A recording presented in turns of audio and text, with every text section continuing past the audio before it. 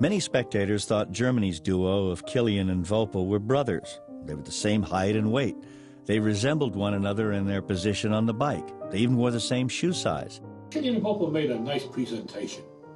They looked beautiful with their blue and white Durkop jerseys, their chrome-plated Durkops.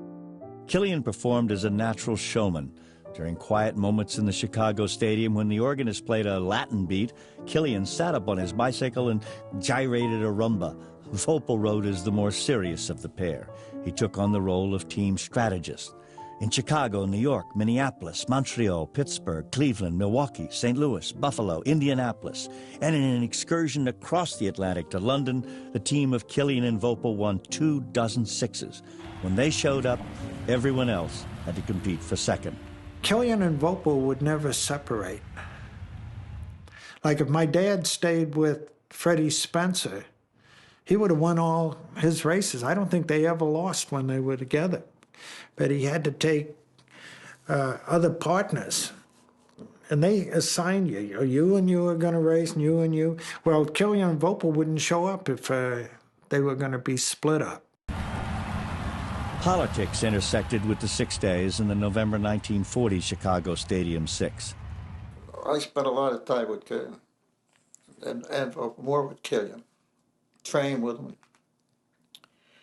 And he wasn't against the Jewish, but he thought the Jewish were against him, see? And that's why he didn't like Jerry Robin. Now, I said to him one time, I said, you know, you're an idiot, I said to Killian. How can you say you don't like Jerry Robin? Just because he's Jewish? I don't like any Jewish. I said, well, what the hell do you think we might think of you? You're a German. They come over to me and he says, I got to ask you something, kid, broken English. And I says, what? And I didn't know what the hell he was talking about. I think I was 21 or something like that. And he says, is it true what they say about you in the newspapers? I said, what do you mean? So then he come out and says to me, what nationality? I said, then it hit me, And I says, Gus, I'm an American, fine. No, I says, what the hell are you talking about, And then I got mad, I mean, it's just like a guy come over to you, you know what I mean?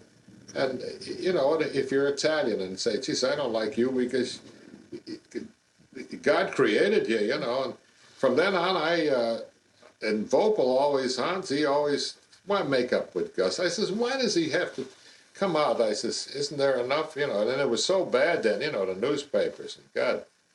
So it kind of got to me, and I never talked to the guy again.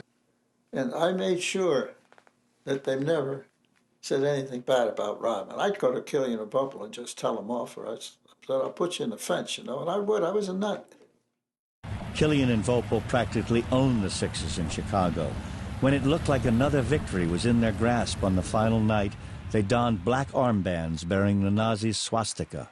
Suddenly, the admiration of 20,000 spectators who filled the stadium disintegrated into hostility. The audience's booing and catcalls so riled the German duo that they withdrew and left. They sailed home to their fatherland to join the army.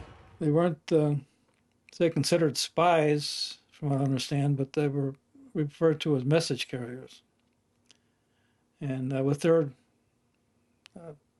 being able to travel all over Europe and here, this country, I mean, it was an ideal situation for them, I suppose, and they wanted to follow the Fuhrer.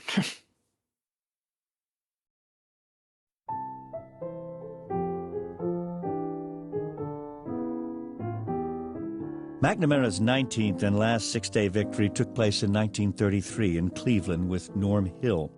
MacNamara was 45. He had fallen to the board tracks some 20 times in each six and suffered more broken bones than he could remember. MacNamara one time crashed, and he had one of the boards came up there like hardwood floors, came up and went right through his stomach and out the other side. And they had to slide him off of it. And I remember I was right there as a little kid standing there with the crowd around him, and he says, Take it easy, me guts are hanging out. Yeah, and he rode the next six-day race. He told reporters, "I picked up enough splinters to build my own board track." His trainer, Fred Bullivant, observed, "He's so tough that even adhesive tape doesn't stick to him." Reggie MacNamara used to part his hair down the middle, and which was a popular fashion in the period. And he later joked that that was where the doctor could find a center mark and start to work from. He broke his collarbone like 15 times. He broke a nose. He even lost a tooth that was knocked out in a crash on the Madison Square Garden board track, and the tooth just got embedded in the track. Small wonder that MacNamara acquired the nickname Iron Man. That was decades before the triathlon of that name was even a consideration.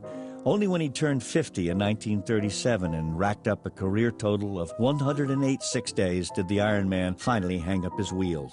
By then, he had survived more than 1,500 crashes and raced about 135,000 miles, enough to circle the globe 5 times.